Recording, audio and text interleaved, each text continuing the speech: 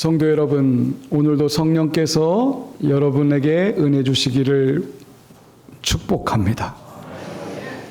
자, 한번 이렇게 생각해 봅시다. 성령님 내 안에 계시는가? 오늘 주제가 성령님이 내 안에 계시고 있는가? 라고 하는 주제입니다. 분명히 말씀드립니다만 성령님은 우리 안에 계십니다. 믿으십니까? 제가 여기 물컵에 물을 담긴 것을 보고 있습니다. 이것은 분명히 물컵이겠죠. 여기다 커피를 담으면 커피 잔이 될 것입니다. 여기다가 독을 담으면 독그릇이 될 것입니다. 여러분, 그릇의 이름은 무엇이 담겼느냐 내용물에 따라 그릇의 이름은 지어지는 것입니다. 성경에 이르기를 우리 사람들을 그릇에 비유하고 있습니다. 성도 여러분은 어떤 그릇입니까? 내 안에 뭐가 담겨 있습니까? 담겨진 것이 나의 이름을 결정하는 것입니다. 고린도전서 3장 16절 말씀에 의하면 너희는 하나님의 성전인 것과 하나님의 성령이 너희 안에 계신 것을 알고 있느냐? 이렇게 묻습니다.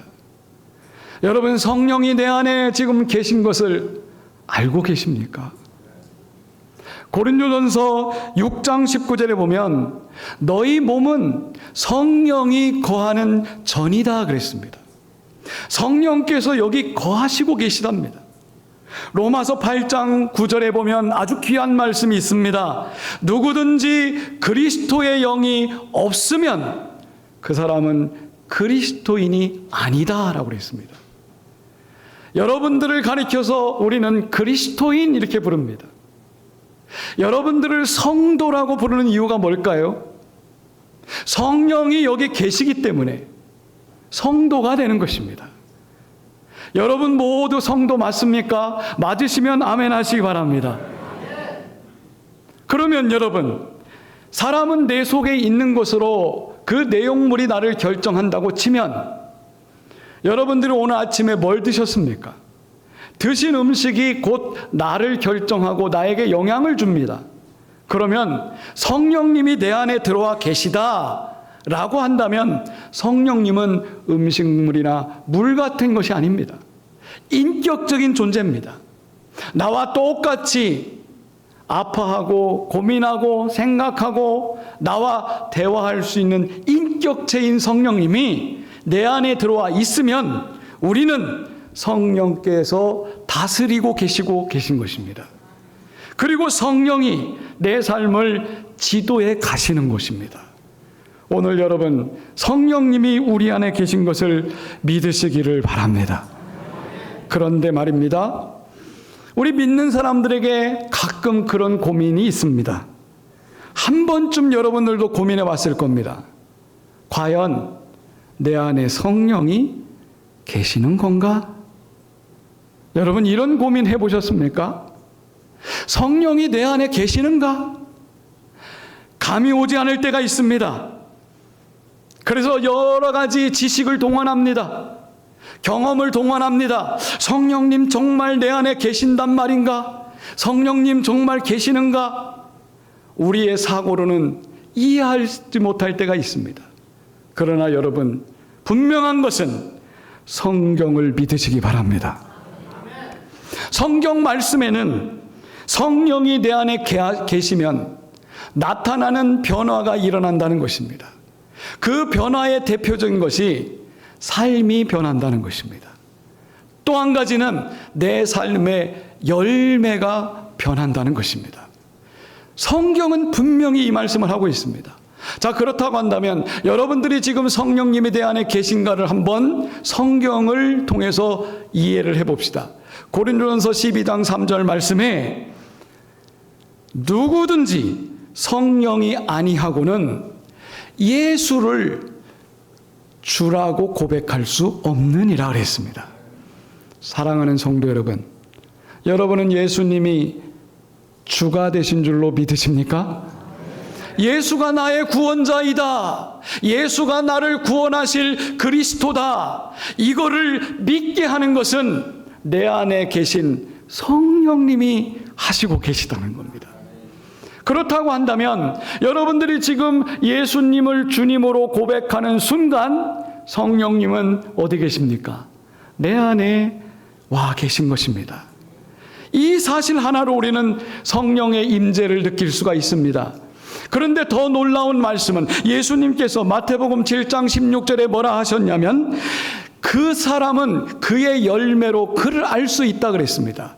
그 사람을 볼 때 열매를 보면 그 사람이 누군지를 알 수 있다는 것입니다. 그러면 예수 믿는 성도들은 어떤 열매가 있어야 되겠습니까? 갈라디아서 5장의 말씀에 의하면 성령이 임하면 성령의 열매를 맺는데 사랑과 희락과 화평과 오래 참음, 자비, 양성, 충성, 온유, 절제, 여러분 이러한 열매들이 주렁주렁 맺힌다는 것입니다. 성도 여러분 생각해 보십시오. 나에게 이런 열매가 지금 있습니까? 그중 하나라도 있다면 분명히 내 안에 성령님이 역사하시고 계시고 우리는 성령의 열매를 맺게 될 줄로 믿습니다. 그러면 여러분 성령의 임재가 오면 내 삶은 어떻게 변할까요? 내 삶의 큰 덩어리로 보면 세 가지 관점에서 우리가 변화됩니다. 첫 번째는 죄에 대한 감각이 달라집니다. 성령님이 충만하지 않을 때는 내가 내 식대로 세상을 살았습니다. 그래서 말하는 것이나 행동하는 것이나 내 삶의 태도가 내 마음대로 했습니다. 그런데 성령님이 내 안에 내주에 계시면 그때부터 말에 대해서 예민해집니다. 행동도 예민해집니다. 내가 삶의 태도를 어떻게 가질까 예민해지는 겁니다. 왜? 성령님이 계시기 때문에. 영이 그때부터 일하시는 것입니다. 두 번째는 예수님에 대한 시선이 달라집니다. 여러분 우리가 성령 받기 전에는 예수님을 귀하게 생각하지 못할 때가 있었을 겁니다. 그런데 어느 순간 성령이 막 충만하니까 예수님 생각만 합니다. 무슨 일 할 때도 예수님이라면 어떻게 생각하실까? 예수님은 이 상황에서 어떻게 헤쳐나가실까? 여러분 성령은 예수님을 생각하게 만듭니다. 세 번째는 성령이 임재하시면 내 힘만으로 안 된다는 것을 알게 됩니다. 나는 죄인이고 부족하고 연약하기 때문에 하나님 제발 좀 도와주세요라고 기도하게 이끄시는 분이 누구냐? 성령님이시라는 겁니다. 그렇다고 한다면 여러분 지금까지 논한 것을 볼 때 여러분들은 성령 있습니까? 없습니까? 성령님 오셨습니까? 안 오셨습니까? 성령님 여러분 속에 계신 줄로 믿으시기를 축복합니다. 그러면 이 성령님은 누구에게 강하게 역사하는가? 여러분 오늘 말씀에 예수께서 15절 말씀에 이렇게 말했습니다. 너희가 나를 사랑하면 내 계명을 지킬 것이요. 아멘. 여러분 주님 사랑하십니까? 하나님 사랑합니까? 여러분 이 고백이 중요합니다. 사랑하는 자에게 주님께서 내가 다른 보혜사를 보내주시겠다 이렇게 말합니다. 여러분 사랑한다는 것을 어떻게 알 수 있습니까? 오늘 예수님이 분명히 말씀하셨습니다. 나를 사랑하면 내 계명을 지킬 것이다 그랬어요. 주님을 사랑하면 주님의 말씀을 너무나도 감사하게 지키는 겁니다. 그러면 그 말씀대로 살아가도록 우리 주님께서 다른 보혜사, 곧 성령님을 보내주신다는 것입니다. 성도 여러분, 보혜사가 무슨 뜻입니까? 곁에서 돕는다라는 그런 뜻이잖아요. 이 말을 다른 말로 해석하면 위로자, 격려자, 변호자, 중보자, 때로는 내 마음의 상담자가 되신다는 거예요. 성령님은 내 안에서 나를 끊임없이 위로하시고 격려하시고 힘주시는 분이십니다. 예수님께서 공생애 동안에 사역하실 때 제자들 곁에서 예수님은 끊임없이 가르치셨습니다. 위로하셨습니다. 보호하셨습니다. 인도하셨습니다. 하나님을 잘 믿도록 중재하셨습니다. 여러분, 이러한 모든 것들을 오늘 성령님이 여러분들에게 해주시고 있습니다. 그런 의미에서 여러분은 성령님의 도우심을 받는 거룩한 성도가 되신 줄로 확신하시기 바랍니다. 오늘 예수님께서 다른 보혜사를 보내주는데 그 성령님은 오늘 16절 보세요. 영원토록 너희와 함께 있게 하겠다 그랬습니다. 언제까지요? 영원토록 함께 하겠다는 거예요. 우리가 이 말씀을 이해하기 위해서 요한복음 14장의 배경을 한번 들어보시기 바랍니다. 요한복음 14장은 예수님께서 이제 십자가 질 거를 제자들에게 알려주는 내용이 담겨 있습니다. 예수님이 십자가 지고 이제 이 세상을 떠난다는 거예요. 그러니까 제자들이 갑자기 충격받았어요. 예수님, 그럼 어디로 가십니까? 그럼 우리는 어떻게 하라는 겁니까? 3년 동안 예수님과 계속 같이 지내던 제자들이 주님께서 십자가에 죽으셔가지고 너희들과 이제 이별할 때가 왔다 이렇게 얘기하니까 제자들이 근심에 빠진 겁니다. 그때 주신 말씀이 오늘 본문 말씀입니다. 그러면서 여러분 18절에 예수님이 뭐라고 하냐면 너희를 고아처럼 내버려 두지 않을 테니 걱정하지 마라. 너희를 도울 보혜사를 내가 보내주겠다. 이렇게 말씀하는 거예요. 그분이 바로 오늘 우리 속에 있는 성령님이십니다. 예수님께서는 공생애를 3년밖에 하지 않았습니다. 제자들과 3년만 이 땅에서 사역을 하셨습니다. 그리고 예수님은 하늘나라로 올라가셨습니다. 그런데 예수님께서 보내주시는 성령은 영원토록 영구적으로 우리 성도들과 함께 있게 하겠다라는 것입니다. 여러분, 이게 큰 은혜입니다. 여러분들이 힘들고 어려울 때 성령님이 여러분을 보호하시는 분이신 줄 믿으시기 바랍니다.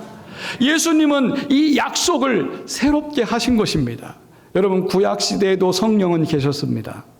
그러나 구약시대 성령은 오셨다가 떠나가신 적이 많습니다. 여러분, 사울왕을 생각해 보세요. 사울왕이 왕이 되기 전에 성령이 감동돼 가지고 이 사람이 예언도 하고 사람들에게 아주 칭찬받는 사람이 됐습니다. 그런데 사울왕이 왕이 되자마자 교만하기 시작했습니다. 여러분, 주의 영이 그에게서 떠나갔다 이렇게 합니다. 그때부터 사울왕에게 귀신에 씌였습니다. 그리고 성령이 아니라 귀신에 사로잡힌 자가 되어서 여러분 귀신 짓을 합니다. 이게 구약의 성령의 역사였어요.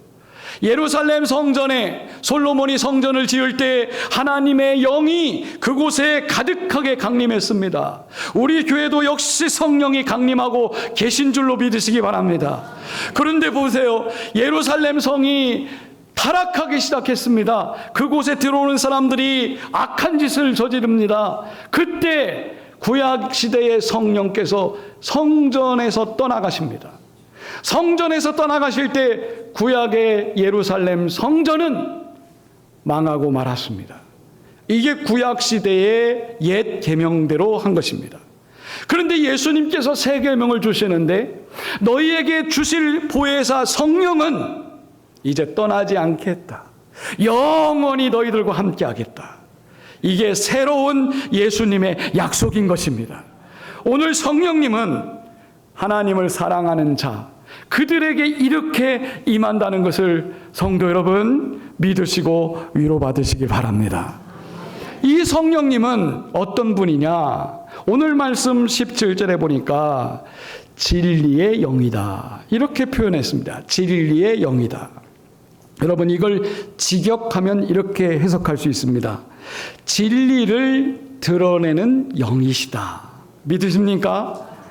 여러분, 성령이 임재하시면 우리 가운데 진리가 드러납니다. 진리가 무엇입니까? 요한복음 14장 6절에 나는 길이요, 나는 진리요, 나는 생명이다. 예수님을 의미합니다. 성령이 임재하면 진리이신 예수님이 드러나게 돼 있습니다. 믿으십니까? 요한복음 16장 14절에도 보니까 예수님께서 분명히 말씀했습니다. 그가 내 영광을 나타내리라. 그는 누굽니까? 성령님이십니다. 성령님이 오시면 예수님의 영광을 드러내는 것입니다. 성도 여러분, 여러분 안에 계신 성령님은 진리를 드러내십니다. 진리이신 예수님을 드러냅니다. 길이요 질 되신 그분을 끊임없이 드러내신다는 것을 여러분 믿으시기 바랍니다. 세 번째, 성령님은 어떤 분입니까? 나와 함께 계시는 분이시고 내 안에 내 속에 계신 영이시다. 오늘 7절에 그렇게 말했습니다. 여러분 여기 두 단어를 생각해 보겠습니다. 함께라는 단어와 내 속에라고 하는 단어입니다. 여러분 성령님은 함께 하실 때가 있었습니다. 그러나 성령님은 예수님께서 네 속에 있을 것이다. 우리들 속에 있을 것이다. 이렇게 말했습니다. 함께는요, 같이 있을 때는 영향을 받지만 떨어지면 영향이 없어집니다. 그러나 그 속에 있다는 것은 뭡니까? 그 속은 그냥 같이 움직이는 겁니다. 모든 시간대에 영향을 받는 겁니다. 제가 말씀을 맺으면서 이런 비유 하나를 들리고 싶습니다. 저는 조금 향수를 좋아합니다. 향수병이 몇 개 됩니다. 향수 가까이 가면 향이 가득하게 납니다. 그런데 향수와 떨어지면 향내가 없어져요. 그런데 그 향수를 제 옷이나 몸에 뿌리면 이 향이 온종일 향내로 가득합니다. 나는 향수병과 떨어졌지만 향수가 내 안에 들어왔기 때문에 내 속에서 향기가 나는 것입니다. 여러분, 이것을 이렇게 적용하고 싶습니다. 여러분 안에 성령이 들어오면 여러분의 향기가 어떻게 날까요? 여러분의 안에 영이 들어와 있으면 여러분 영의 향기가 나는 것입니다. 성령의 향기가 나는 것입니다. 성도를 그래서 성도라고 하는 것입니다. 영적인 사람들, 성령이 들어와서 영적으로 변한 사람들, 이 사람들 속에는 영의 냄새가 나야 됩니다. 성도 여러분, 우리 성남교회에서 영적인 냄새가 향기로 바라기를 바랍니다. 여러분 스스로가 어느 곳에 있든지 영적인 향기를 내는 성도들이 되시기를 축복합니다. 성령님 어디 계십니까? 내 안에 계십니다. 기도하겠습니다.